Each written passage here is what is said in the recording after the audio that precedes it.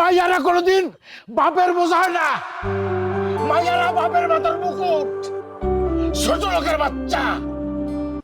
মানা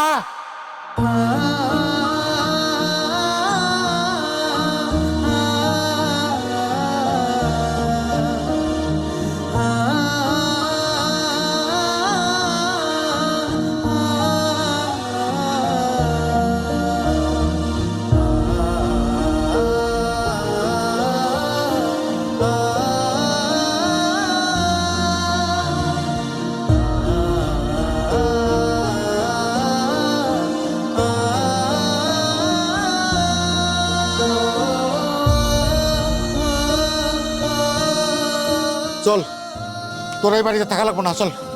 কই লয়ে যাবেন আপনি মাইয়ারে? আপনি হুট করে এসে কইবেন আর আমরা যাইতে দিব? তাহলে কি এখন এই বাড়িতে রেখে কি আমার মাইয়ারে বাইরে ফেলাবো? সংসার করতে গেলে একটু সহ্য করণ লাগে। আর বানাইছেন তো কাঞ্চন মাইয়াদারে। আপনার এই কাঞ্চন মাইয়ারে কি আমরা মাথায় দিলা নাচম?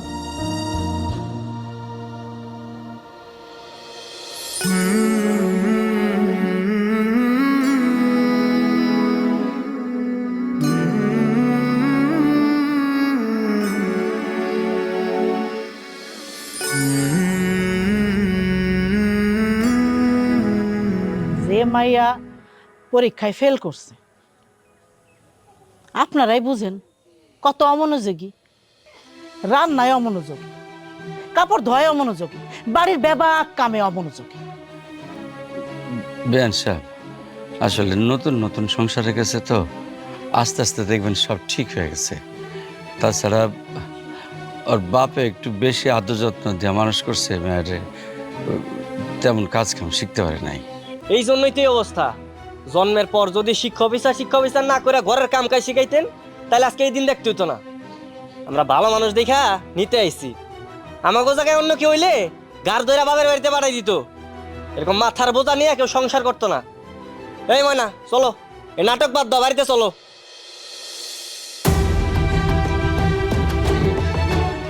হরিম, মায়ের তেলে যাক, সংসার করুক। ও মা, তুই যা, রেডি হলো। না, ও কোথাও যাবে না। কি করছে? আমার মেয়ে আমার কাছেই থাকবে। ও পড়াশোনা পারুক আর না পারুক, কোনো কাজ করুক আর না করুক, ও পাগল হলো আমার মেয়ে, প্রতিবন্ধী হলো আমার মেয়ে।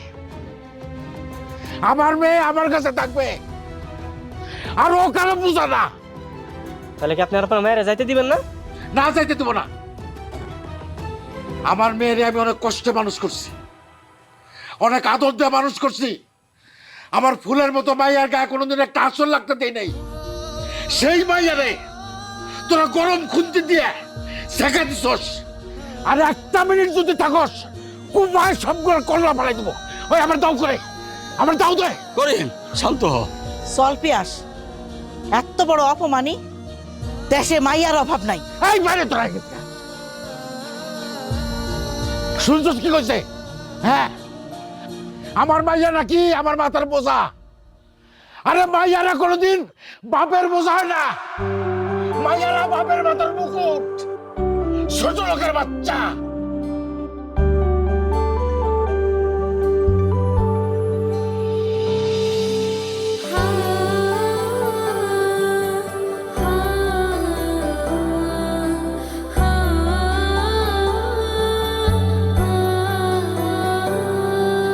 দুটো শার্ট এক জোড়া জুতোয়